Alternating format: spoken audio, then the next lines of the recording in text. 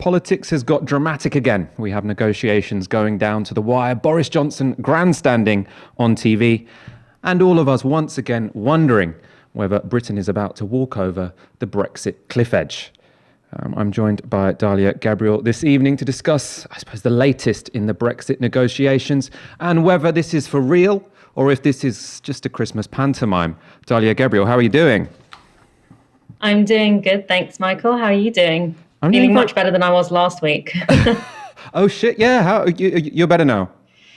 Yeah, I'm much better. I was absolutely not in a state to be giving commentary on anyone else's life last week because I was absolutely dead. But no, I'm feeling much better now. Fabulous. Well, I'm glad, and I'm sure our audience are very glad. You had lots of lovely messages in the comments last week. On tonight's show, we're leading with the Brexit story. We're also going to be talking about Kay Burley being suspended from air because of a COVID rule breach. We'll discuss the morality of all of that. Is it as bad as Dominic Cummings? Short answer, no. But it is all a bit silly. Julia Hartley-Brewer is still pushing sort of crank herd immunity theories, even though the vaccine is around the corner. And we're going to end on Keir Starmer's pitch for 2021. It's been very controversial on Twitter today. I actually think it's fine.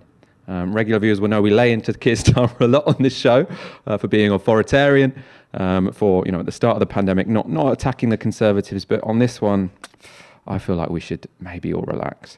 The first story is not relaxing, though. Before we get to that, make sure you share the show link and tweet on the hashtag Tysky. So we'll go to your comments and questions throughout the show. Lots of provocative content today, so do tell us what you're thinking. First story. In the run-up to what we are told is the deadline for the UK and EU to reach agreement on a trading arrangement that's supposed to be this Sunday, it might be extended.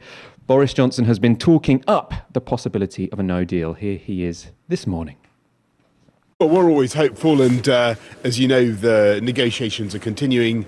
We've got our teams still out there in Brussels, and if there's a big offer, a big change in what they're saying, then I must say that I've yet to see it. Unfortunately, at the moment, as you know, there are two key things where we just can't seem to make progress, and that's this kind of ratchet clause they've got in to keep the UK locked in to whatever they want to do in terms of legislation, which obviously doesn't work.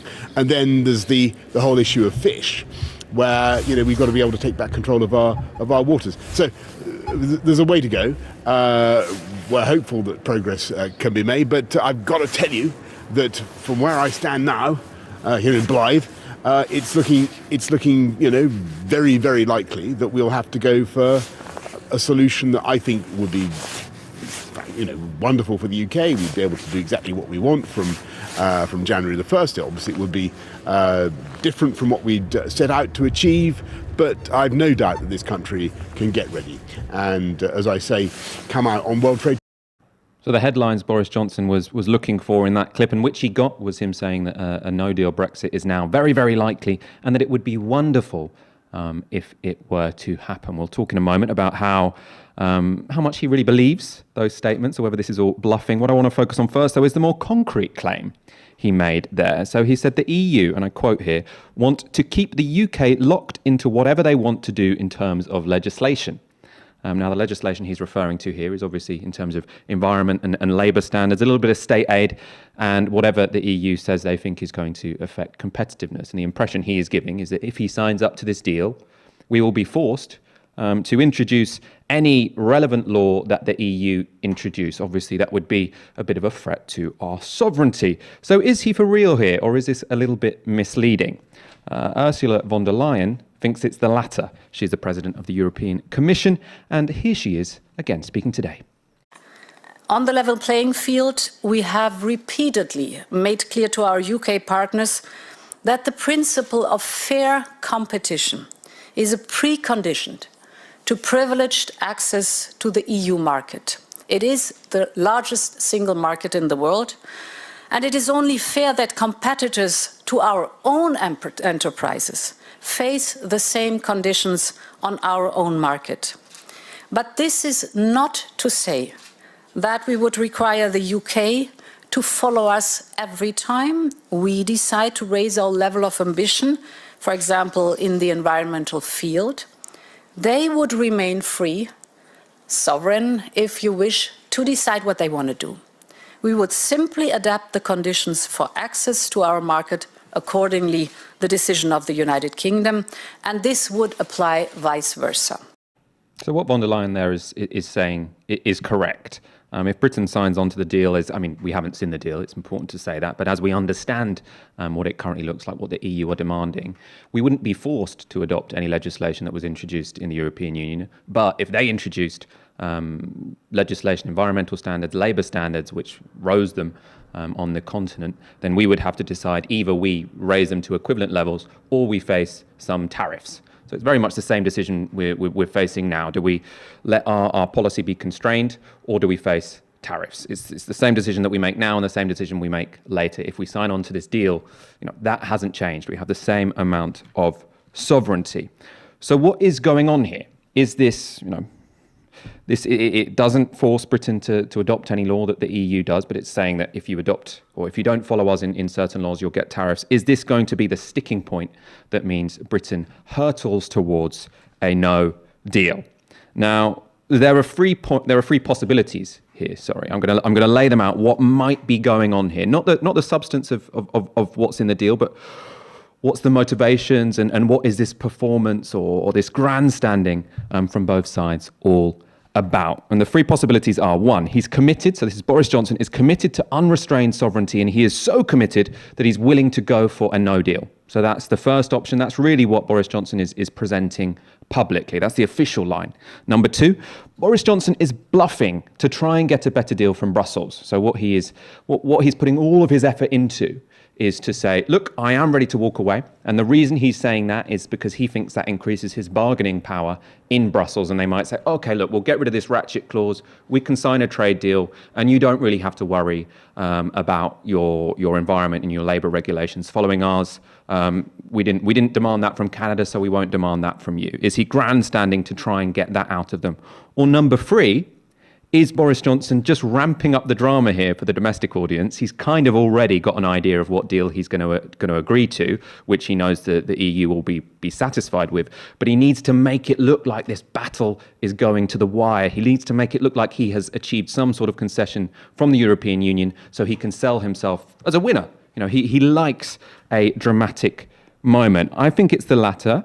But we'll go through them in turn, sort of a process of elimination. So why I don't think it's the first one, why I don't think that he genuinely wants a no deal here, is because, as I've said, if you sign up to this deal, the negatives are that if the EU introduces certain environmental or labour regulations that they think makes them less competitive than us, we would have to introduce similar environment or labour regulations, otherwise we would face tariffs. Now, why that's not a good reason to not sign the deal is because if we don't sign the deal, the only thing that happens to us is tariffs. So it's a choice between tariffs or certain tariffs now or possible tariffs in the future.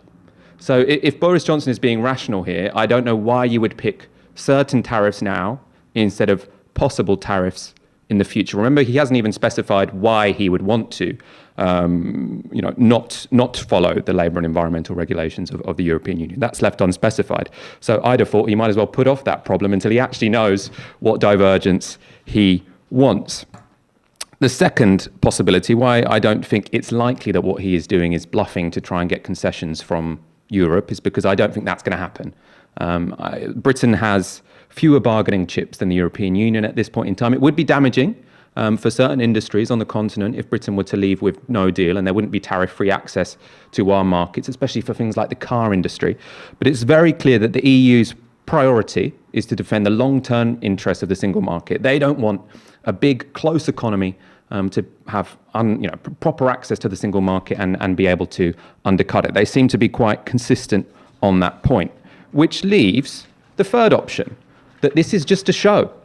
Boris Johnson is well aware that he is going to sign some kind of deal which gives the EU some kind of right to impose tariffs if we end up in a situation where we can undercut them in the production of manufactured goods. But he needs to make it seem like a battle is going on so that he can then sell it to a domestic audience.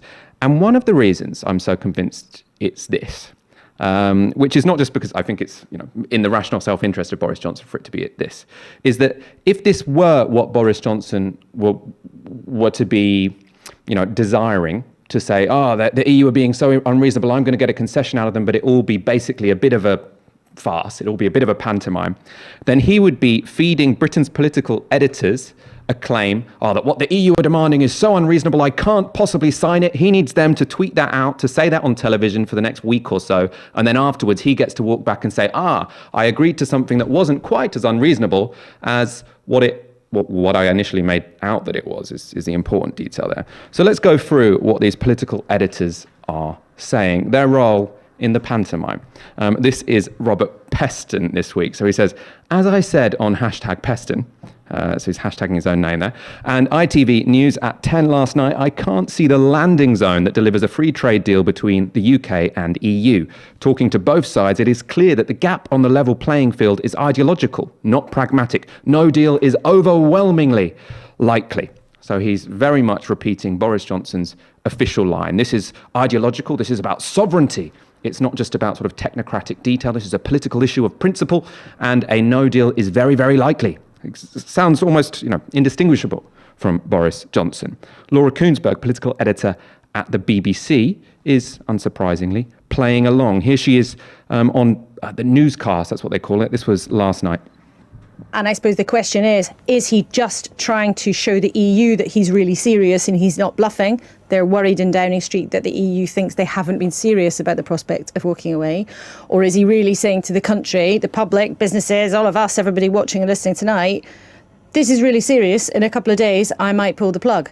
Now, when you talk to people in there, in the bunker, their view is that it is the latter. This is a serious moment where he is making a serious statement and wants everyone to clock on to the fact that their view now is the most likely outcome is that we're going to be leaving the departure lounge of the European Union, the status quo will come to an end, and there will not be arrangements there ready in place.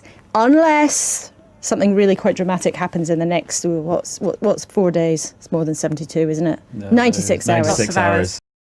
Sorry, I said newscast. It was Brexit cast. I think they changed the name depending on what they're talking about. Anyway, you saw there Kuenssberg gave two options. She said he's either bluffing to try and get a better deal from the European Union, or he's deadly serious, and what he is going to go for is a no deal. You'll notice she completely ignores this third option. Maybe this is all pretend to try and sell his deal to a domestic audience. I'm suspicious the reason she doesn't want to admit that could possibly be the case is because then that would out her as a pawn in this game, fundamentally. There was a statement that she made there that I thought was such a pure example of ideology here in the role that political editors play in these controversies.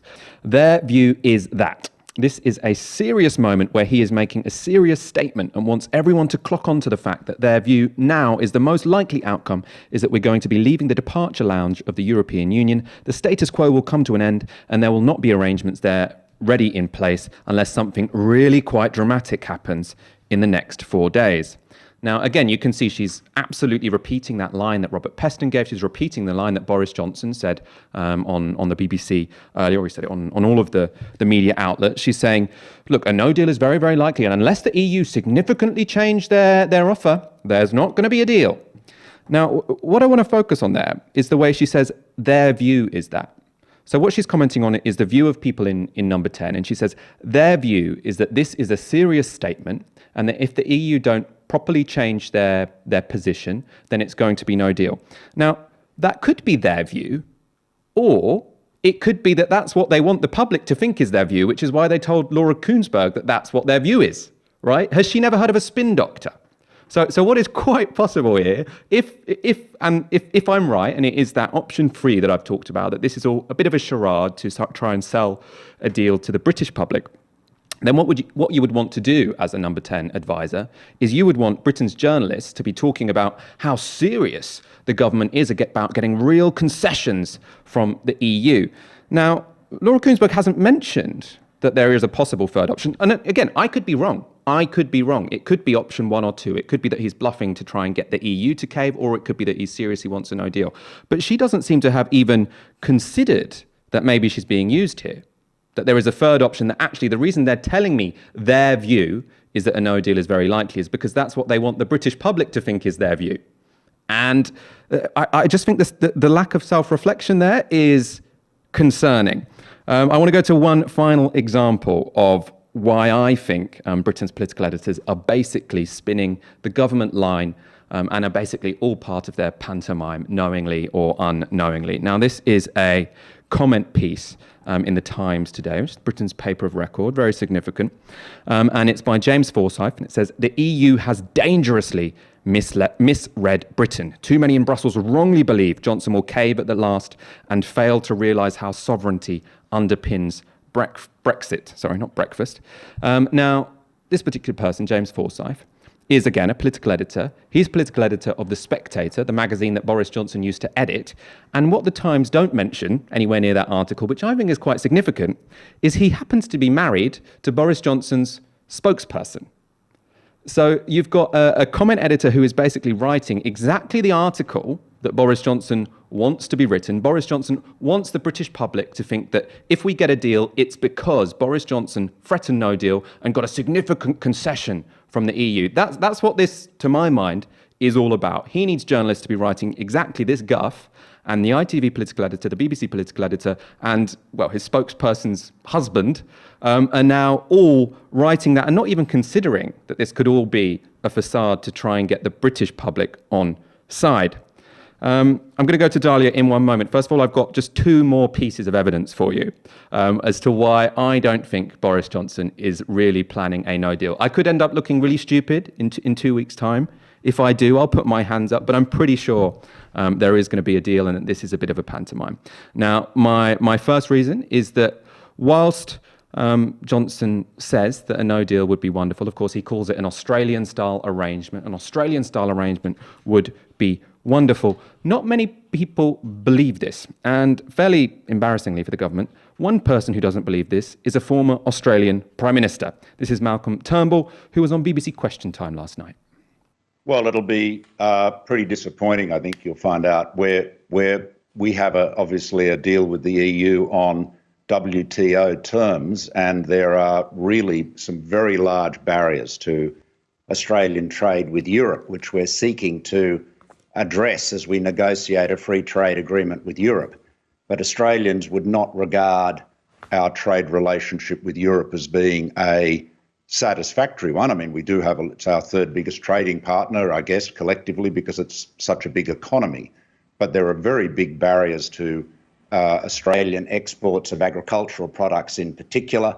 There's a lot of friction in the system in terms of services. So, there's a lot to aim for. And, when I was Prime Minister, we started formal negotiations of a European-Australia free trade agreement, but that will take some time. So, be careful what you wish for. I mean, Australia's relationship with the EU is not one from a trade point of view that Britain, I think, would want.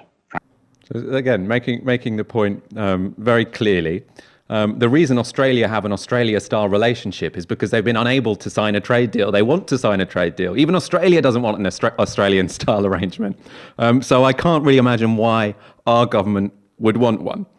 It's not a deal. To have no deal is not a good arrangement. People want free trade deals with big markets. The EU is a big market. It's our closest market. We're obviously going to want a free trade deal. So it's either we have one now or we have one later. I don't see why we'd have more leverage in the future than we do now. The other reason, or my final reason why I think probably no deal is pretty unlikely, is because Boris Johnson himself has been on record ruling out no deal, saying, well, basically ruling out no deal, I should be clear. So if it were to happen now, it would be pretty easy to paint this as a political failure. This is what Boris Johnson doesn't want. He doesn't want to be seen as a failure. He wants to be seen as a winner, which is precisely why I think we're having this last-minute grandstanding where he can come back a victor. Because if he comes back with no deal, then this clip from the 2019 general election might come back to bite him. Mr. Johnson, this morning you absolutely promised your words to leave the EU by January the 31st. If we get a working majority government. If you get a majority. But we all know, everyone here knows, that a robust economy doesn't just depend on January the 31st, it depends on a trade deal with the EU by the end of December. So my question to you is, do you here absolutely promise that you will get your trade deal done by the end of December?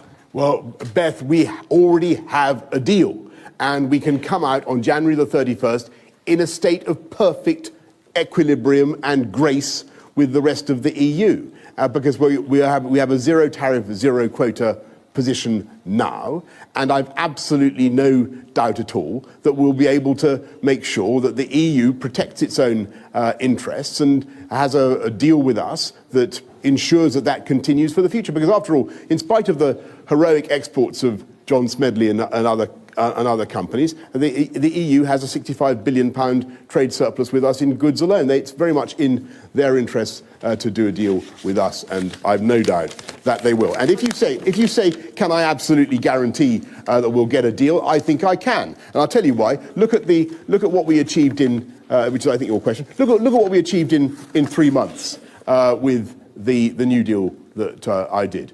Everybody said it wasn't possible. Everybody said it would never happen. People, do you remember? I think you may even express scepticism yourself, Beth. As it? Well, quite right. No, quite right. But we did it, and it's a great deal, and it will take this country forward, and I'm very proud of it. So just quickly, that's a cast iron guarantee, is it, in front of all these people? Cast iron guarantee. I see that we already have a fantastic deal, and the possibility you allude to simply will not happen.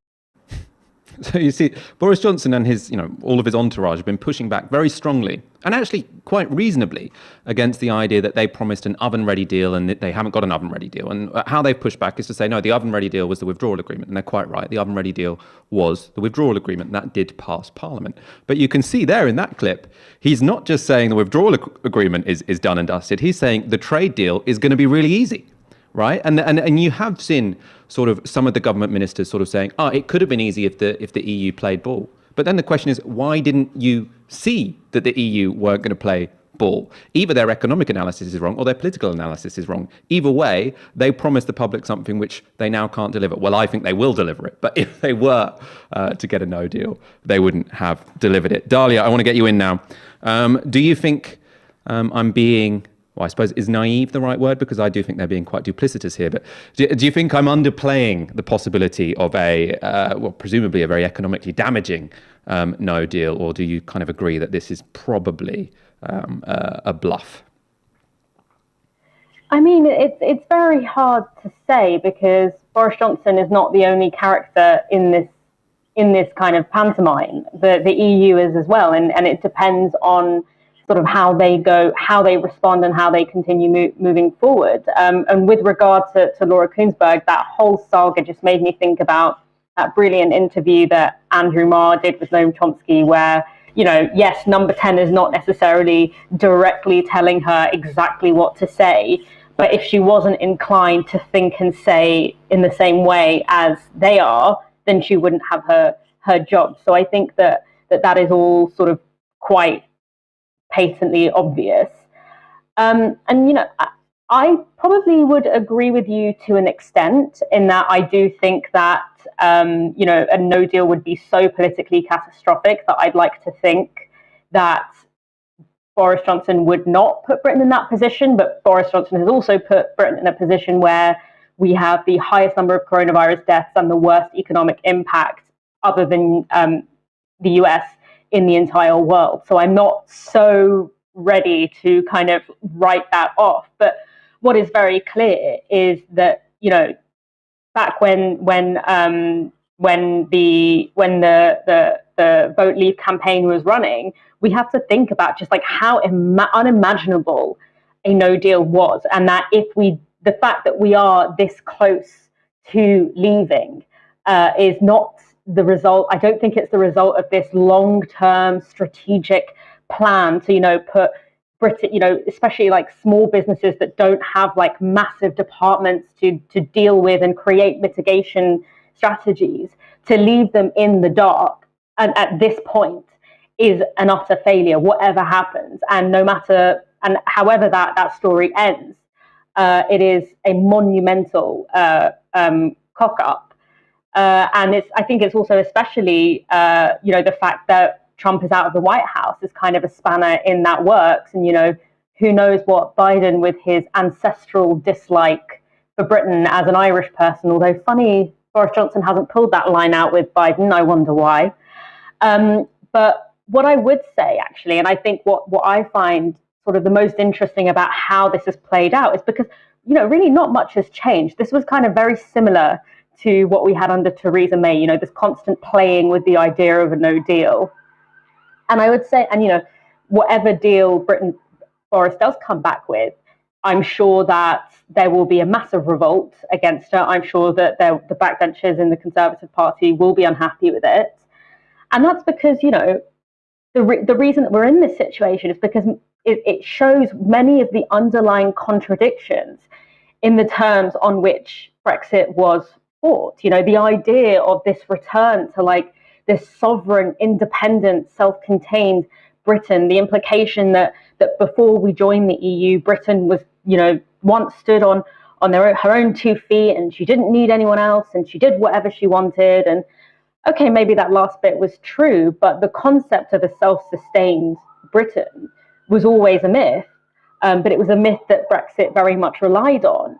Britain has always existed, it's always survived on the basis of, the labour and the resources of places outside of the island itself. Firstly through colonialism and slavery, obviously, then the Commonwealth, and then finally the EU. And, being part of that massive neoliberal trading bloc. And we're seeing some of those contradictions come to the fore because the demand is to go back to a fictitious past. And so we're seeing, in a sense, this was always about trying to play a domestic politics game. It was always about trying to create a cohesive sense of nationhood based on a myth, based on myth making, in a nation that is actually falling apart at the seams in many ways. It's, inequality is massively is getting bigger and bigger. We're seeing increasing calls for Scottish independence. Irish unification is at its high, is the most popular it's been for a really long time. And the fact that this was not really about the EU itself shows that when we get to the nitty gritty, this really was always about the domestic reality of a nation that is both falling apart in many ways, but never really came to terms with itself as a declining colonial power. But I also think, for me, the most sad thing about this whole thing is that, as someone who's always been critical of the EU for so many reasons, the things that are stopping a deal from going forward, allegedly at the moment, unless, of course, it's just pantomiming, as you outline, are the very things that are, going to make working class people's lives worse. It's about Britain wanting to retain the right to undercut the EU in environmental protections and labour standards. So after all that scaremongering about how migrants are undercutting jobs, and that's why we need to get Brexit done, it turns out that it's the Brexit government and it's Brexit itself that is actually seeking to undercut the wages and the environmental living conditions and the working standards of working class people in this country. And that's the depressing irony of this entire thing. Your COVID point actually has just put the first seed of doubt in my mind, because it has reminded me. I remember back in March when the government were adopting what seemed like completely, they were completely bizarre, incredibly risky strategies, saying, no, we'll put off the lockdown. We'll wait until enough people have coronavirus before we lock down. The policies that ultimately led to 60,000 people dying.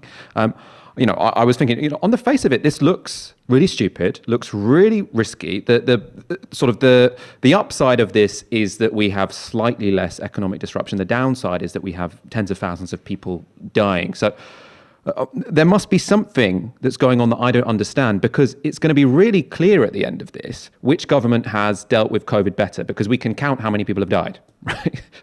So I thought at the end, did the government really want to come out of this saying we've got twice as many deaths as Germany? That makes them look kind of bad. So they must realize that, and they must be adopting a policy that is more reasonable and rational than I can currently make out that it is. But it wasn't. It wasn't then. So we do know that this government is willing to do things which are, or is not maybe willing is the wrong word, are able to do things which are completely self-defeating on their own terms. This is a government that is, tends to do ridiculous, stupid things which are terrible for the country and ultimately will be bad for their electoral chances, as I think their handling of COVID has been.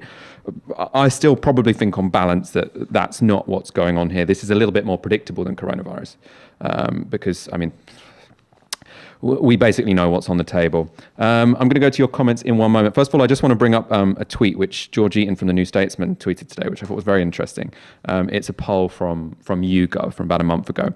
And it's, I think, very explanatory as to why Boris Johnson uses the term Canada-style deal and Australian-style arrangement, because obviously Australia don't have a deal, instead of no deal and customs, whatever.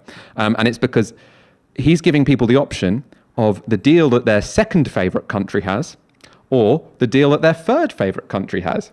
I think we might be able to get this up. So Britons were asked, what's your favourite country? What country do you have a positive view about? New Zealand, 80% of people like New Zealand, 80% of people like Canada, 79% of people like Australia. They're the top three, and Boris Johnson is saying you can have your second favourite country or your third favourite country. That's what you're going to get. Obviously, it goes without saying that this tells you something about probably British people's inherent racism. I mean, they've just chosen the white countries. I suppose the white countries that speak English, but whatever. I'm going to go to, that's probably for another show, I'm going to go to some of your comments. Tweet on the hashtag Tysky Sour. Interesting analysis of Brexit situation from Michael Walker on Tysky Sour, thank you. Bojo is bluffing and misrepresenting talks to set up last-min victory. Evidence is that political editors are so useless and manipulative that if this were true, they'd all be following the line, and they are. That is, you've summarised. I probably could have condensed my piece there into your 240-character tweet instead of my 20-minute essay. That's from Tom Cornford on the hashtag Tysky Sour. Great Tysky Sour tonight. I still think this is all based on convincing the likes of Bill Cash and Steve Baker and their backbench factions that the deal is more libertarian than no deal. That's another point. Is this him sort of trying to bluff and bluster his backbenchers? Potentially. To me, I think it's probably a bit more about the public, because I think, Boris Johnson at the moment actually is all powerful within the Conservative Party. He has an 80-seat majority. He doesn't really have any opponents who would be, more likable to the back. Maybe Rishi Sunak, because he was a bit herd immunity. We're going to talk about that later. But I think this is more about the public, but I'm sure that comes into it. And Nick Gussett, a fiver. Why aren't the main channels calling out the lies we've heard from those involved? Who is truly behind the Brexit project? I mean, there's a couple of ways of taking that. So you could be talking about, the lies in Vote Leave, maybe. How I'm going to interpret that, though, is sorry, I get to decide how to interpret the questions until we have a phone-in show. Then you can push back. Why are people like Laura Kuenssberg or Robert Peston not countenancing the possibility that this is all a show, that this is all a pantomime, that they're basically being used to give a certain impression to the public, which Boris Johnson wants to convey? And you can answer that quite simply. Why do commentators on WWE wrestling not say that maybe Hulk Hogan and Stone Cold Steve Austin aren't actually foes and that they're actors? They don't say that because then their jobs would become redundant. So it works very, very well for political editors in this country to become sports commentators. They love ramping up the drama. Boris Johnson wants to ramp up the drama. They want to ramp up the drama. It's in everyone's mutual self-interest to do that. And they're all so tied up in it that they're not giving, us the proper information. They're not. She's not reflective enough to say, well, they're telling me in Downing Street that this is what they think, but maybe they're actually lying to me because I'm not actually their friend. She's too friendly with them, but she's not their friend. She's a political journalist whose main job is to communicate to the general public. And so when they speak to her, they have that in mind. But she somehow seems to have forgotten that, or at least, again, like commentators on professional wrestling, the fake kind of professional wrestling, she has no interest in coming to terms with that fact. We're going to go on to our next story. Perfect. Before we do, this show, this channel is only possible because of your kind support. If you are already a donor, thank you so much. And we've got a lot more with our our Christmas fundraiser, so we will be able to expand in the new year, but we want to constantly get bigger and better, not just make this show crisper so we never crash midstream, but also expand Novara in general, have more investigative reporters, have more content that can go far. Right. Kay Burley, Sky News' most high-profile presenter, is the latest public figure who's been caught breaking COVID rules. So it was revealed earlier in the week that last Saturday, Burley celebrated her birthday by breaking the rules on 3 occasions. So first, by meeting with multiple households in a restaurant, then by meeting multiple households in a club, and then at someone's house. Now, on Thursday, it was announced that because of her breaches of COVID rules, Burley will be taken off air for 6 months. Quite a serious punishment, actually. It's unclear whether she'll be paid during that period. There were 2 other colleagues who were also in attendance, political editor Beth Rigby and North of England correspondent Inzamam Rashid, who have been taken off air for 3 months, I suppose, because it wasn't their party. They've had a slightly lower punishment. We might be able to see these characters, but I'm not sure. You'll recognise them if you watch Sky News as regularly as I do. Maybe you've got more going on than I do. Now, let's go through what actually happened. And we're going to talk about, the morality of this. Was it right that they've been taken off 6 months? Or what were they thinking?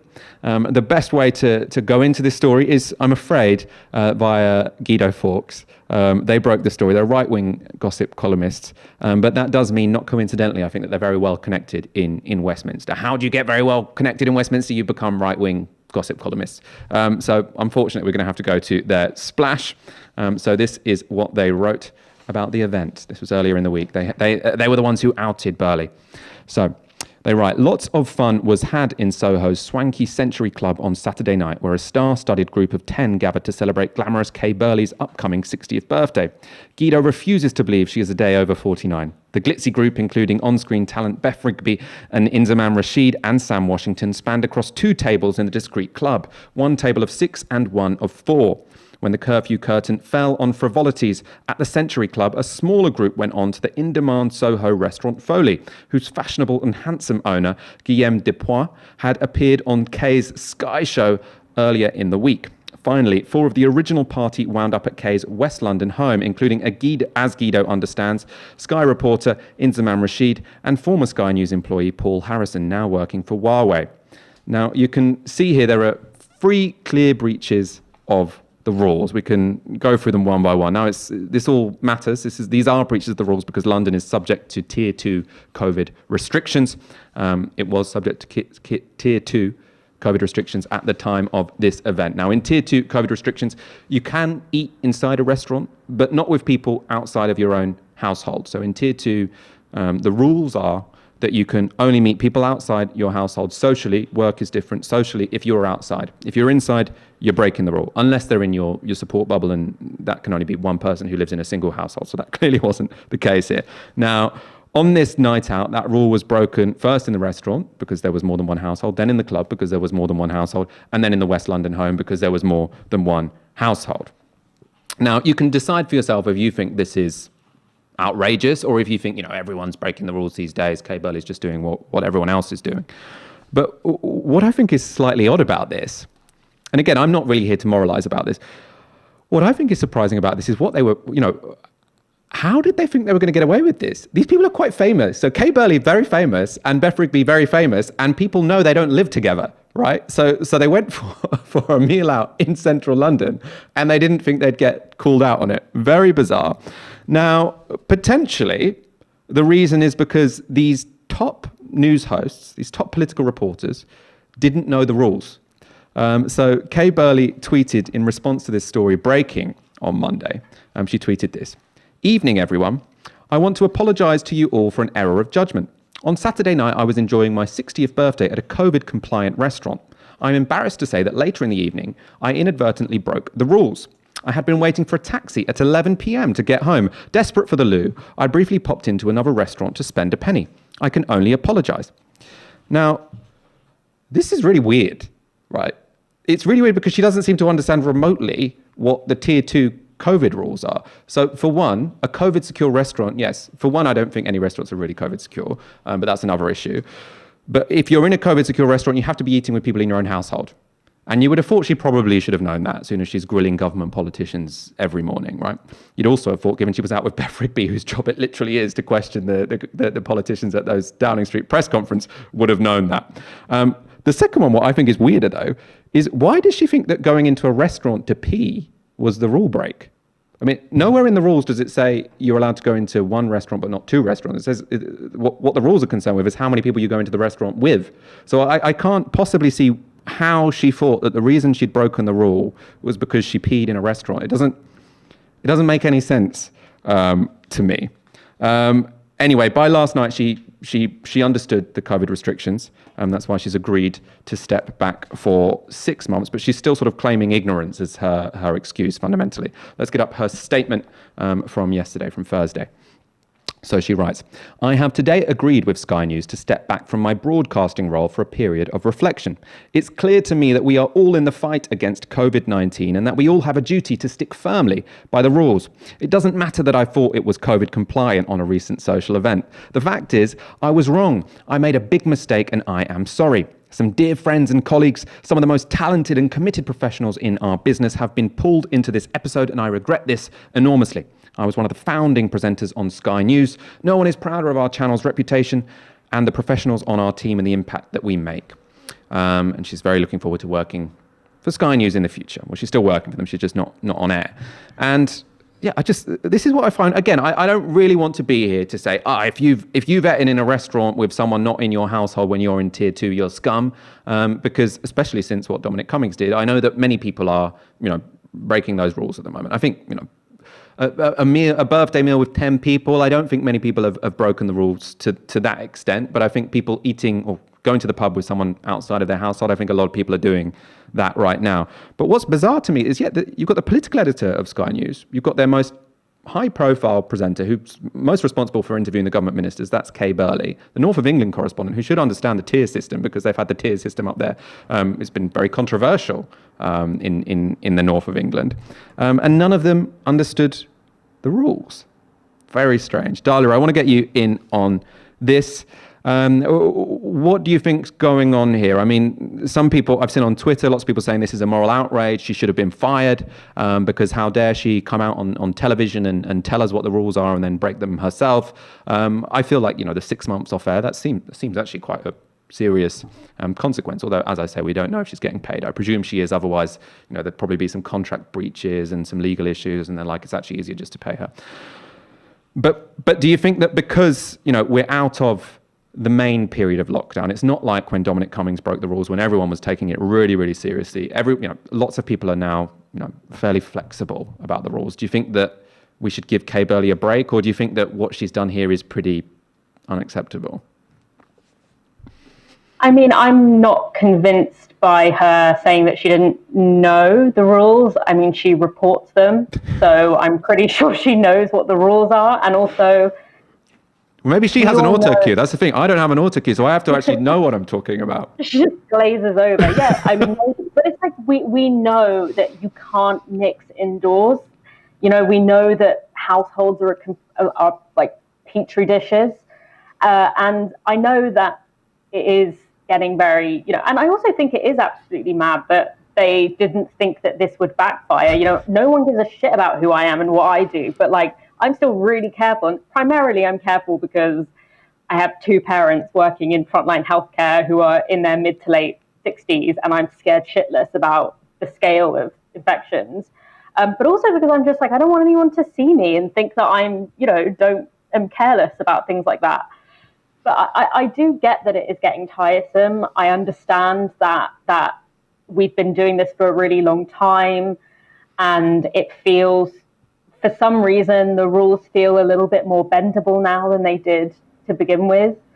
But unfortunately, I think it's still really important. And I think I still think that the fact that we can eat inside restaurants when there are 500 people dying a day, I don't think that makes sense. That's a personal opinion. I think that is really irresponsible. And I come from that position as well, as someone who, again, I have parents that I'm genuinely, who are kind of in that front line. But it's the snitchery of this story does go against my core instincts, but now that it's out there, I think that it was important that she was publicly kind of reprimanded for that, because when Dominic Cummings wasn't, that was, I think, a huge turning point in compliance, because as I've sort of mentioned before, the ability to carry out these public health measures and the ability to keep the infections low through these measures is not going to be from like arresting or fining every single person that breaks the rules. It takes the public buying into and finding reasons and being compelled to voluntarily comply. And part of that has to be that people in the public eye are kind of responsible for not kind of doing those public breaches. Maybe I'm a little bit more conservative on this than you are, and I really do think, like, please don't drink inside pubs with people that aren't in your household. Like, just coming from my own perspective, but yeah, I think that this was probably just about the right level of punishment. I think firing her might be a little bit too far, but yeah, I do generally agree that these things have to be taken really, really seriously, and that this laxness does not come from an objective reality. It doesn't come from this idea that the vaccine is less lethal, or that we don't have as many people dying, or that the transmission isn't as high. It comes from a kind of loss of public faith and loss of the public buying into why we need to do this. And that's actually, ironically, partly the fault of the fact that the media is not reporting the number of cases anymore. It makes people feel that it has gone away. But for those of us with family members and friends who are in the thick of this, it absolutely has not gone away. So yeah, it sucks for her, but that's just how it's got to be. You know, I mean, I think that's all very much fair enough. I mean, I suppose to clarify, I do think that, you know, absolutely the vaccine is not here. People 100% should be taking the rules seriously, and they should be taking, more fundamentally actually than the rules, I think, is being sensible. It is even if something is allowed, maybe don't do it if it's really risky, right? That's why I think sometimes we sort of approach this from an interesting way in this country, which is all about what's in the letter of the laws and not actually the general principle is don't hang out with lots of people in an enclosed space. And that's why I think, I agree with you on restaurants, to be honest, because the government have made this big deal out of you can only eat in a restaurant with people from your own household, which I think most people understand, you know, the government kind of knew wouldn't happen, because otherwise the restaurants wouldn't do very well, because most people eat out with someone not from their own household. Otherwise you get takeaway. But I think, you know, you can also catch COVID if you're not sitting on the same table as someone. This is an airborne disease. It doesn't really care if you're sitting on the same table as someone or if you're sitting on the next table to them. I was reading an article, though, so like South Korean scientists had proper looked at the history of all the different transmissions of COVID-19, and they'd understood that people can catch COVID-19 when they're 6 meters away from people for 15 minutes in a restaurant, right? So the fact that they're open at all is pretty bizarre. And we're going to go on to some more beef within Sky in a moment. First of all, if you're enjoying this show, do subscribe to the channel. As you know, we go live every Monday, Wednesday, and Friday at 7 p.m. and we put out content every day. So the way to get notified about it is to hit that button. Right. I told you more beef within Sky News. Adam Bolton, so he's probably, along with Kay Burley, the most high-profile Sky presenter. He's also been there from the start, also the editor-at-large. And he, before Kay Burley was taken off air for six months, or she was taken on air actually from this incident, but before it was announced, it would be 6 months before that was decided. People sort of, I think, guessed that this wasn't going to go very well for Kay Burley when Adam Bolton tweeted this. Or retweeted, sorry. So he retweeted someone called John Law, who's got the hashtag Sky News, Kay Burley, Beth Rigby, hashtag Scum Media. So John Law has tweeted, look at the state of Sky News. The morons spent all summer preaching to us, and now look at them. After illegally going on a bender, they were going to a hospital to put lives at risk.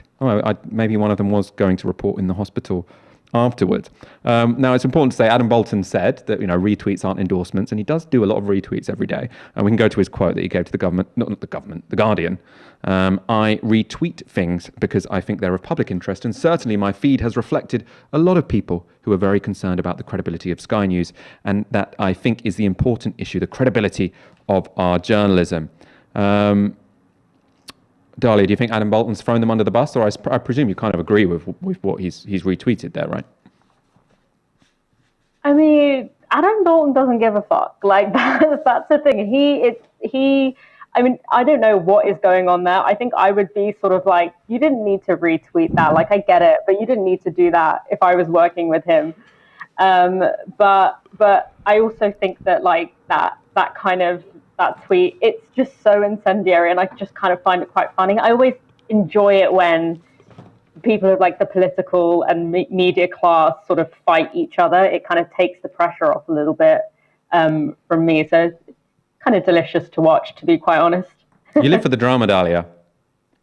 That's why you're a great journalist. And I like the low stakes drama, you know, that's what I like. I don't like the intense drama. I love the low stakes stuff. Which 2020 has been full of a lot of intense drama, so I'll take it where I can. Yeah. No, I agree. It's nice to have some low-key drama. A good tweet on the hashtag. This is from Cuteoid. The irony of a government telling us migrants undercut wages, then going for a Brexit deal that exempts UK from labour protection laws. Spot on from Dalia Gebrial on Tysky Sour tonight. And In the Gloom with a tenner. Novara bringing the truth bomb after truth bomb. Whoop whoop. Thank you for your kind words and for your kind donation. Next story. The development of at least 3 effective COVID vaccines has finally given us a route out of this COVID-induced hellhole with a steadily increasing body count and seemingly endless restrictions.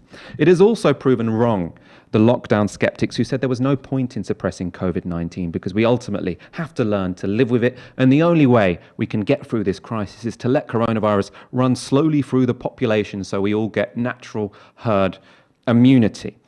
This was initially adopted by the government. We spoke a lot on the show about how that was risky and crazy and terrible and deadly and incredibly irresponsible. But they changed their tune sort of quite early on. But there's still been a cabal of people who are really, really anti-lockdown, who say, no, this is a big mistake. They've sort of gathered around this thing called the Barrington Declaration, or the Great Barrington Declaration, and they say all of these lockdowns are a mistake. We should let this virus slowly move through people so that we get herd immunity. This has included people in The Spectator, The Telegraph, as well as Rishi Sunak, actually. This is why he constantly wanted to reopen things. But even now, you would expect that given the vaccine is here, given that there is an end in sight, this argument that we're going to have to learn to live with this, the fact that there's a vaccine which is about to come on stream, well, it already has come on stream, actually, it's already been rolled out, that would make you think, okay, no, actually, we probably should have a lockdown or something similar to that, at least, severe restrictions for the next 2 months, because then we can have actual, not naturally induced herd immunity, vaccine-induced herd immunity, and stop lots of deaths. I assume some people are rolling back from that, but not everyone. So one of the ideologues who, even though a vaccine is here, still wants to let coronavirus run riot through the population in the meantime is Julia Hartley-Brewer, talk radio host. Here she is on Question Time last night. Yes, I think people should take more personal responsibility, but I would like that to be in place of having restrictions on people's right to use their personal judgment and common sense.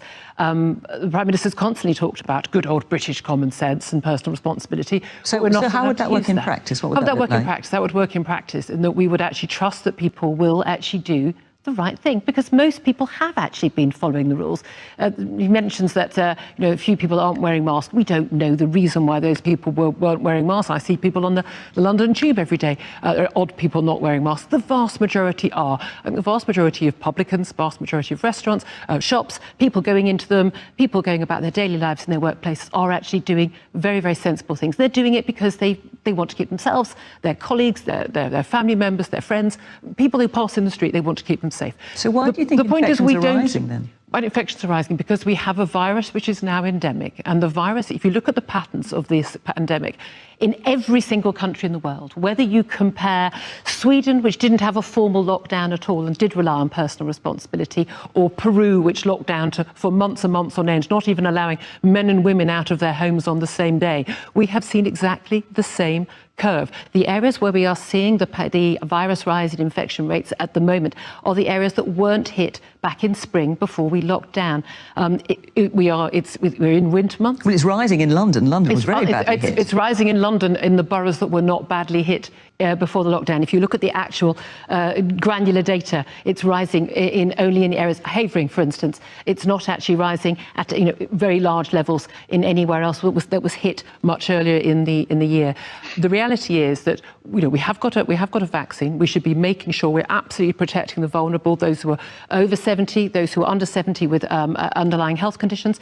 But in my view, we should not be having restrictions on shops opening or closing, on pubs or restaurants. There's no evidence whatsoever that any of these particular places are causing rise of infections. On the contrary, lots of evidence that actually when you have a lockdown, as Wales did, and are planning to again, or when you have a lockdown, as England did for 4 weeks, you actually end up increasing the problem afterwards. They don't solve anything. They don't break any circuits. They don't break any fires. All they do is delay the problem. I think we should rely on adults in this country and trust their personal judgment about keeping themselves and other people safe, and as they have been doing anyway, and allow people to go about their normal daily lives as much as possible.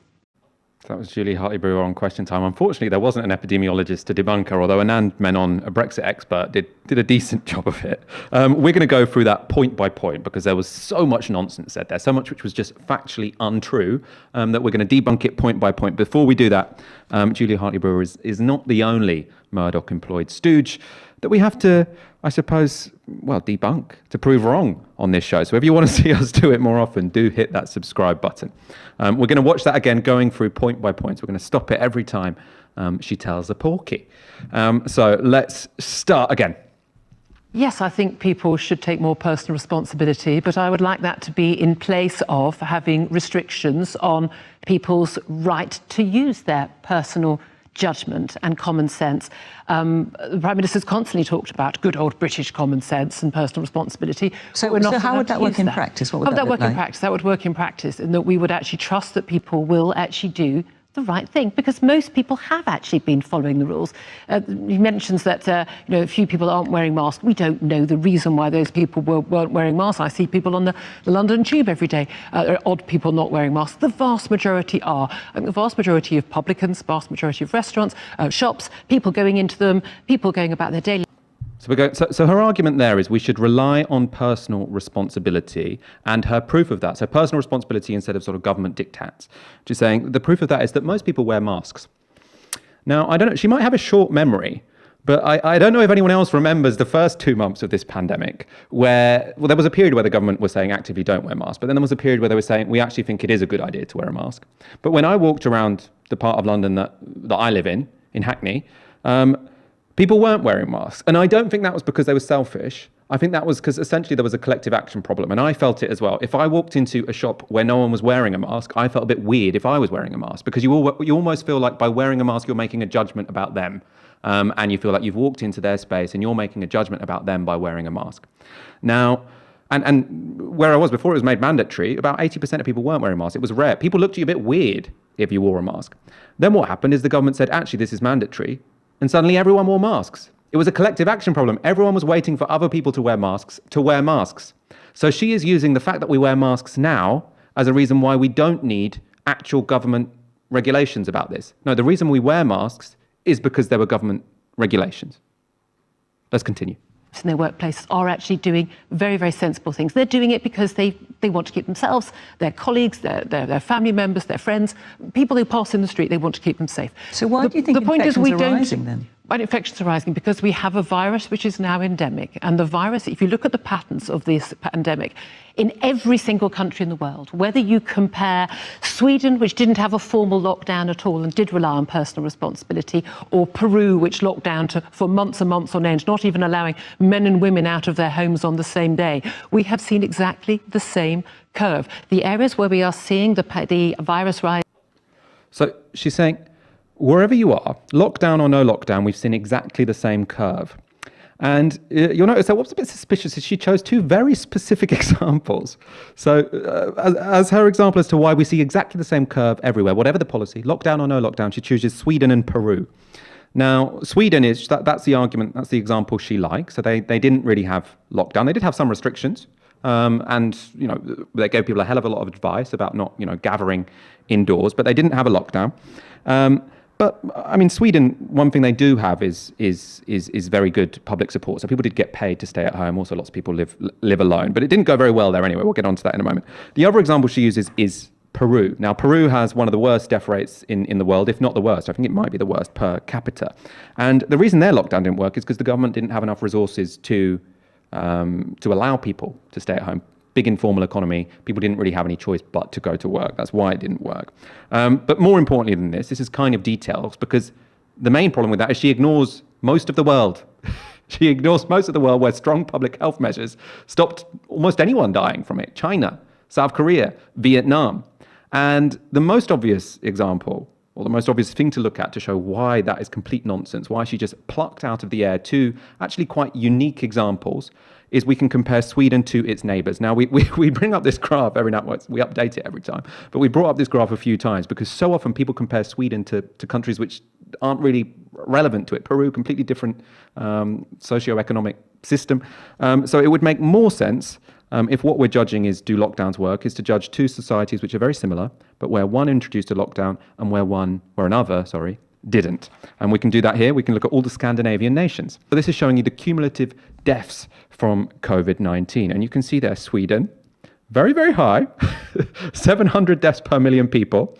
They didn't have a lockdown. They adopted a fairly unique policy, which was to say, we're not going to have lockdowns. We're going to try and get herd immunity. They explicitly argued for this. Their chief epidemiologist said that's what we're trying to do. They predicted that, yes, we'll have more deaths in the first wave, but other countries will have more deaths in the second wave because they won't have herd immunity. Look at this graph. Sweden, 5 times more deaths in the first wave. And then in the second wave, again, they've got twice as many deaths, at least twice as many deaths in the second wave. So this doesn't work. Her idea that lockdown or no lockdown, you get the same policy outcome does not work if you compare the Scandinavian nations. Finally, it's also worth noting that, and this again is where it comes in, that she's not responding to evidence. It's a complete disregard of the evidence in front of her eyes so that she cannot admit that she was wrong. Because the people who are admitting they were wrong, which is using, again, Sweden as the example of people who didn't have a lockdown, they weren't any worse than anywhere else. Who's disagreeing with this? The Swedes, right? So there's actually a bit of a rebellion going on among the top epidemiologists in that country saying a mistake was made. It is written up in this Telegraph article. So again, this is the newspaper that was most anti-lockdown. They're now reporting that all the Swedes have changed their mind. Awkward. We can get up a quote from Annika Lind. So she served as state epidemiologist. That's their top epidemiologist from 2005 to 2013. That was when the current guy, Anders Tegnell, he's the architect of the herd immunity policy, took on the job. So she told the Telegraph last month, wishful thinking, when you don't believe in the worst scenario, has been guiding Swedish decisions too much. The Swedish authorities have been slow all the time. Instead of being proactive, they've run after the virus, and the virus has been able to spread too much before they take action. So not even the Swedes are defending the Swedish model, but still, when a virus is about to be rolled out, Julia Hartley-Brewer is saying, no, let's not have any lockdowns. Let's let the virus run through the population. Infection rates at the moment are the areas that weren't hit back in spring before we locked down. We're in winter months. Well, it's rising in London. London was very badly hit. It's rising in London in the boroughs that were not badly hit before the lockdown. If you look at the actual granular data, it's rising only in areas. Havering, for instance, it's not actually rising at very large levels in anywhere else that was hit much earlier in the year.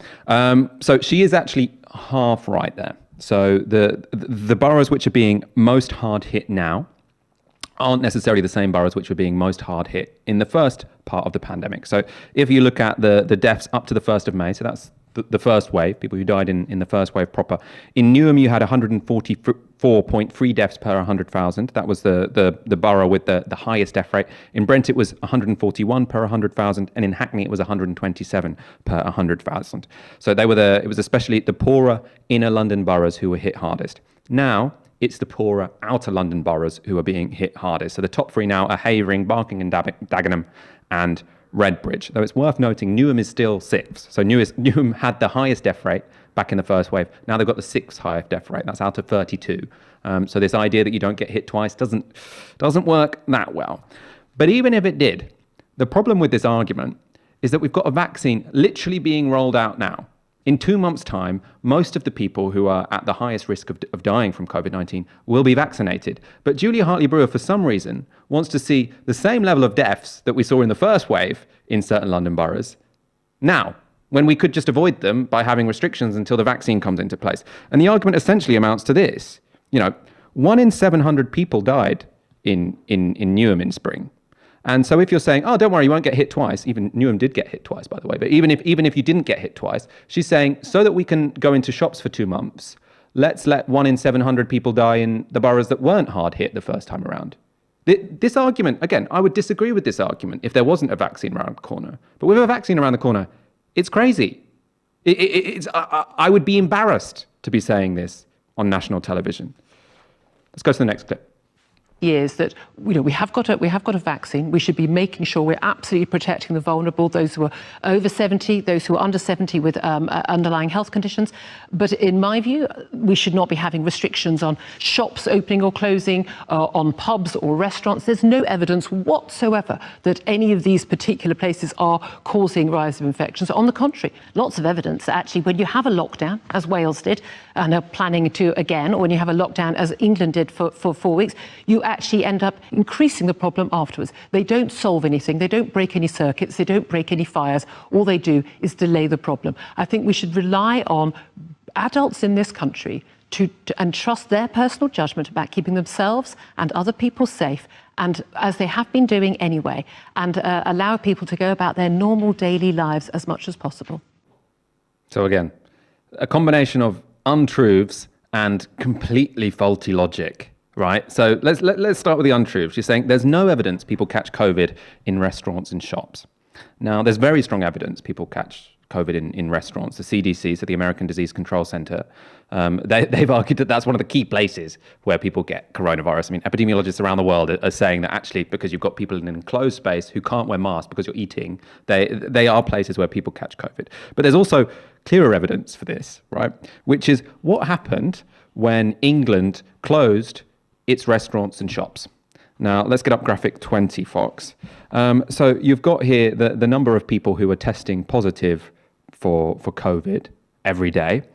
You can see that's rising very dramatically from the start of September. That's partly because schools are opening, partly because it's winter, so people are spending more time inside. Now, from that point on, you've got the number of people getting coronavirus rising very, very dramatically. So it's from in the sort of 1,000 a day all the way up to 25,000 a day. And what starts sending that in the other direction? Lockdown being announced, people's behavior changes a bit from them, and lockdown starting.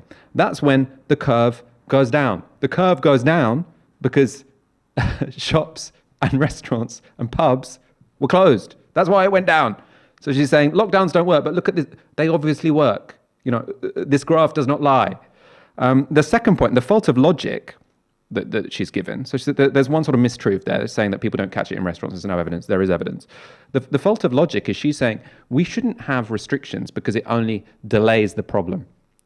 Now, I mean, maybe there's something I've missed here, because it seems that, what I'm thinking here is so out of step with what she's felt, plausible to say on national television that, maybe I've got this completely wrong. But when you've got a vaccine which is currently being rolled out, which in about 2 months will have been rolled out to most of the highly vulnerable people in this country, then isn't precisely the thing we want to do is delay the problem? Because if we delay the problem, if we have it now, if we have a huge wave of coronavirus now, then we'll have tens more thousands of people die. If we have a wave of coronavirus in 2 months, then, I mean, deaths might be in their hundreds. If we loosen all of these restrictions in 6 months, no one will die because we'll all be completely inoculated. But ultimately, we have to wait about 2 months before the most vulnerable people are vaccinated. Dalia, I want to bring you in on this, because am I going crazy? Or is what she is saying on television so out there? One, because all of the scientific facts were basically false, but two, all these steps of logic. Why would we delay coronavirus when we got a vaccine 2 months away? It doesn't make any sense. No, I mean, it's absolutely unhinged. For all the reasons that you outline. It's unhinged, it's dangerous, it's irresponsible. I don't understand in what frame of mind she is able to come up with this. I don't know if it comes from her own sense that, whatever happens, she'll be fine. Maybe it comes from wanting to see her rich mates being able to keep making money by sending their employees in and making their employees work. Maybe it's just the clicks. Maybe it's just to kind of be controversial and to kind of get us to talk about her. I don't know, but I think, firstly, not only you've done such a good job of unpacking and debunking all of that, but it's like herd immunity doesn't work on a virus when you only have immunity for 3 months. So, okay, we have herd immunity for 3 months and then everyone just gets reinfected again. And also, the key thing about the lockdown is it's not just about mandating people to, follow particular regulations. It's also about providing financial relief and the infrastructure for people to keep themselves safe. So if we were to, say, okay, let people decide for themselves what they do. Okay, we'll say there was a situation where, you're a worker, you work in a pub, you work in a shop, you work in an office, and it's your common sense tells you that you shouldn't be going into work because 600 people are dying a day from an airborne virus. And, offices, pubs, restaurants, these are all places that are kind of really hotbeds for transmission of this virus, right? So you make that decision alongside your common sense. Your employer's common sense is like, no, I think that you should come into work. What happens then? And who pays your wages if you get fired or if your boss decides not to pay you because they think that you should come into work, but you don't think that you should. It's about creating a kind of infrastructure that, we're all on the same page and that's kind of like a formalized process for supporting people to stay at home and to keep themselves safe. Not that this government has done that particularly well anyway, but, this should honestly disqualify her from serious public discussion. This constant conspiratorial, deluded, dangerous opposition to and violation of the clear scientific evidence, and the fact that this is going to rile people up and contribute to to what we were mentioning earlier about the fact that people are becoming really lax with these rules, and we are seeing a human cost to that. And really, it's laughable to me that Question Time and major radio stations consistently air this, and yet will never air kind of like genuinely, and yet are so hesitant to position themselves critically in relationship to the government and in relationship to how this response is going, as we've outlined earlier on in the show. Absolutely. I mean, I'm not really in favour of saying, they shouldn't be let on TV to say this because it might offend, blah, blah, blah. But here, I mean, Question Time is a flagship show. And if you're going to have her on saying that, you have to have an epidemiologist on who can say literally everything you just said was wrong. You have to challenge them more robustly. Because that wasn't a matter of opinion, that was science. Yeah, and this isn't a matter of offence. This is a matter of you are encouraging people to do something that will put people's lives at risk. It's not offence. It's not an opinion, as you mentioned. It's irresponsible and it's not factual. And you're going to have to do a much better job than Fiona Bruce did of really shutting that down if you're going to insist on having her on. But I feel like Julia Hartley-Brewer has showed us that she has absolutely no respect for the truth. So I don't understand why, she's consistently platformed in this way. It's not like, okay, we can't let her on because she's offensive. I mean, she is offensive in multiple ways, but it's also a matter of this is someone who has such a giant public platform and uses it so irresponsibly. I mean, in a pandemic, there is something, especially, I suppose, morally repugnant about being so disregarding of the truth in the middle of a pandemic. I mean, I think it's one of the reasons why some people turned off Donald Trump, who'd originally voted for him, because it's just like, there's a pandemic that's literally killing people, and what you say matters. It guides people's behavior, and we can all see you don't believe what you're saying, but you're saying it anyway. And that does sort of speak to a real, moral vacuum going on there. If you know that you're going on television to say something that's untrue, because it's boosting your profile or whatever, and you know that you saying this untruth is going to cause people to risk their lives or risk other people's lives, more importantly, then that says something not very nice about you, I think. And the key thing with journalism is that, there's a difference between neutrality and objectivity. You bring people on with different perspectives, of course, but that doesn't mean that you have disregard for the truth. And that objectivity needs to remain, especially in the context of a public health crisis. It's absolutely irresponsible of the BBC to have allowed that to happen in such a flagship TV show. Political TV show, and to go not challenged enough, not challenged effectively enough, and as you said, to not have an epidemiologist there to kind of highlight the scientific issues with that. We are going to go on to our final story. And before we do that, how many of you we've got? Like 1,800, 525 likes. Let's get up to 1,000 before we go off air. We're going to go to our final story.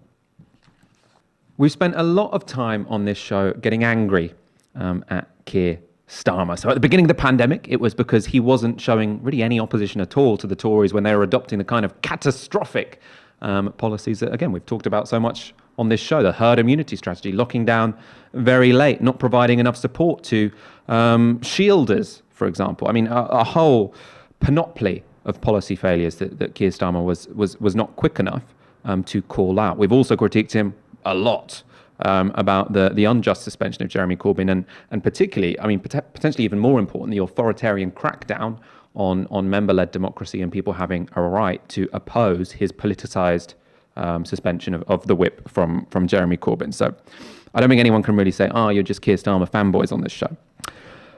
But there are some moments, and today was one of them, when many people I follow on the left get annoyed about something, really annoyed about something, and I'm just like, come on, really this? I'm a believer in pick your battle. So we're going to talk briefly about this. I don't want to dwell on it. But this controversy started today on Twitter when Isabel Hardman, so she's The Spectator's political editor, or deputy editor, actually, I think, she tweeted this. Starmer will focus on the politics of place and people and will end the Labour habit of being relentlessly negative about its voters' lives. Now, what she's tweeting here, this was a reference to Keir Starmer, giving some journalists a briefing about what his plans are going to be for the coming year, sort of how he's going to reinvent his leadership. Now, let's bring up that tweet again because I want to point something out. So if you get this up, notice there, 344 quote tweets. And this is predominantly people dunking on this, saying it's completely outrageous. And if you go through this, we're not going to get it up for you now. But if you scroll through it, you'll see that lots of people are saying this is Nazi adjacent. Keir Starmer has adopted a Nazi slogan. I was looking through this, like, why is everyone talking about Nazis and Keir Starmer on my timeline this morning? And the reason is because someone had made, and I really think this is a reach, the connection between politics of place and people with blood and soil. They said, place, that's like soil. People, that's like blood. Blood and soil. This is a dog whistle, semi-Nazi slogan, which Keir Starmer is briefing to politicians. And to me, that's, come on, he's saying, we want to talk a bit more about, you might say it's banal, you might say it's vague. It's not Nazi, right? So I just critique Keir Starmer for things he's actually done wrong. You don't need to make reaches because there's enough. Let's look at the longer article. So we can look at sort of some of the more content here. Now, the headline, New Year, New Keir, how the Labour leader will change tack in 2021. And so it starts. So Keir Starmer will start setting out his vision for the Labour Party in the new year. Coffee House understands. The Labour leader will move on to another level, according to party sources, talking about what life under a Starmer government might look like and encouraging his frontbenchers to make policy announcements. Now, policy is good, that's fine. And we often say on this show that Keir Starmer has actually been a bit too tepid. Not so much with, fully formed policies, because I don't think this is that part of the parliament, but to at least put forward a position to try and take the political debate to the left, something he hasn't really bothered doing. If he tries to do that, very good. But the controversial bit was the following bit. So she writes, what that will involve is still being decided. But I understand Starmer will focus on the politics of place and people. This will include a switch from Labour sounding relentlessly negative, as it has done for the past decade, about people's lives and the places they live. From now on, Starmer will stop telling people how bad things are and try to strike a positive note about the opportunities for their towns as well as the problems. A source close to the leader explains, even if someone looks at their town and thinks it's nowhere near as good as it was, they still have that pride about it, and we want to be optimistic about that place. Now, again, this has sort of sparked a lot of, I think this actually sparks an interesting debate. You know, I don't want to be dismissive of, I love Twitter for hearing different perspectives to myself and having a debate. I'm not very interested in it for dunking, because I think, you know, no one's actually listening. There's no point in winning an argument on Twitter. For me, Twitter is a place to share ideas and to challenge ideas. But on this, people are saying, you know, Corbyn always was really positive. Corbyn was always positive. And it's true. That Corbyn, you know, tried to offer hope. I mean, lots of people have been sharing that wonderful video going into the 2019 general election, where he's really explicitly saying, you know, you can have a better life. But it is, I think, undoubtable that implicit in all of that was, look, your lives are terrible, we can make them better. And, you know, that potentially can win. You know, it's a legitimate strategy. It did Labour quite well in 2017. I'm not remotely dismissing it. And it's the kind of thing that Donald Trump got elected on. Basically, he said, you know, America is really shit. If you look at the sort of final adverts before his 2016 campaigns, he's talking about, well, obviously his inauguration, he's talking about American carnage. He's saying America is really bad and I'm going to make it better. But people are saying, look, there's no difference here. But this is a different strategy. Keir Starmer is saying, you know, actually, maybe people don't think their lives are that bad. Boris Johnson actually gave a pretty positive image of himself. And he's saying, maybe I'll do that as well. Again, I think that's kind of legitimate. I feel like people sort of getting so annoyed about this kind of in a way dilutes the legitimate critiques they have of Keir Starmer's leadership. Let's go to one final thing, because this is where potentially we should be more worried. But again, I think it would be, we need to understand what the problem is with this. So it goes on to policy. So this is, again, Isabel Hardman. The party will also try to attract the attention of these voters with announcements from Shadow Home Secretary Nick Thomas-Simons on violent crime and Shadow Cabinet Office Minister Rachel Reeves on government waste. Both are areas the party has struggled to talk about for various reasons over the past few years in opposition. These announcements will then build up to a big vision speech for Starmer. Now, again, here, the reason why I say this might be of concern is because obviously there are lots of speeches on violent crime that one could make, which would be incredibly reactionary, and also, you know, speeches one could make on government waste, which would be reactionary. I think there are also, you know, policies you could put forward on violent crime that wouldn't be reactionary. To say that, you know, we need to invest in the youth services that the Tories cut, and that's one of the explanations for why, you know, violent crime or knife crime, at least before the lockdown, was quite bad, especially among young people in London. It could be reactionary. They could just be talking about let's lock people away for longer periods of time. Dalia, I want to get your opinion on this, because I don't want people to think I'm just being contrarian here. But sometimes, you know, when I wake up and I just see everyone's getting so angry about people in place, and I'm like, you know, come on. I mean, I just think that the slogan is so vapid that I can barely be bothered to comment on it. You know, it's got nothing on for the many, not the few, which is very clear. And I also think that there's something a bit frustrating about this kind of, was the reason that, you know, was it because maybe he was too negative, or he didn't inspire enough pride? You know, the campaign in 2017 and 2019 was incredibly hopeful. It was incredibly rooted in this idea of the power of local communities and the fact that, you know, people have created very beautiful things in very difficult conditions. You know, the reason that the election was lost so badly was primarily because people believed that Jeremy Corbyn was the incarnation of evil. And so I think that is, I get a bit frustrated when we sort of nitpick with that kind of stuff. I think that, you know, Keir Starmer overall, he's definitely trying to appeal to this kind of Little England, like nationalist style politics. He's fully ready to throw black and brown people under the bus, both abroad and at home, to do that. I don't think bandying the term Nazi around is necessarily useful, and I don't think that this is people in place as some kind of coded reference to blood and soil. I think they picked it because it was alliterative. I don't think it's that deep.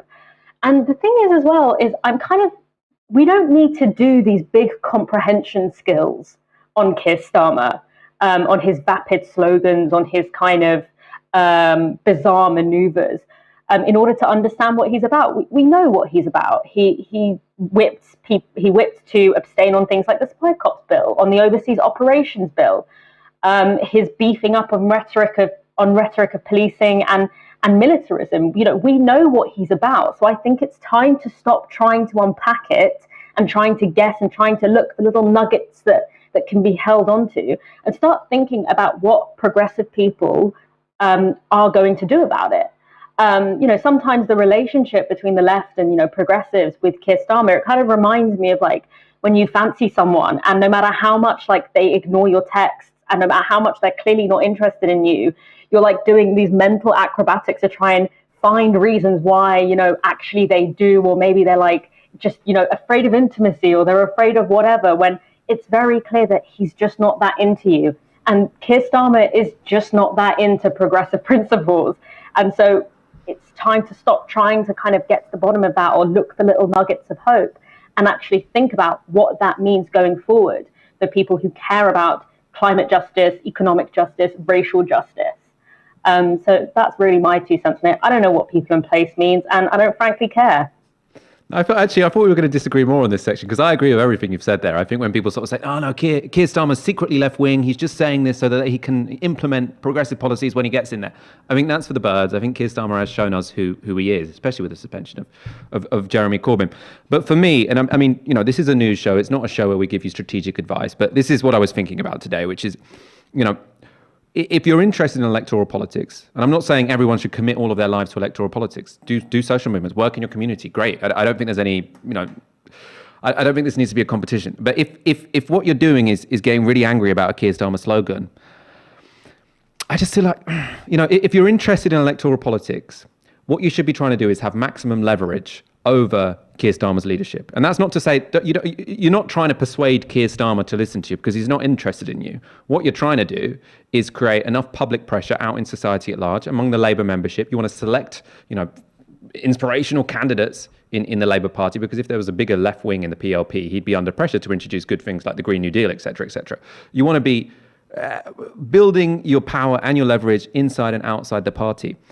But I just think that if, these reaches where it's like, oh, people in place, this is incredibly reactionary, this is blue Labour, this is nationalist, this is dog whistle migrant bashing, I just think it makes people sound less credible, right?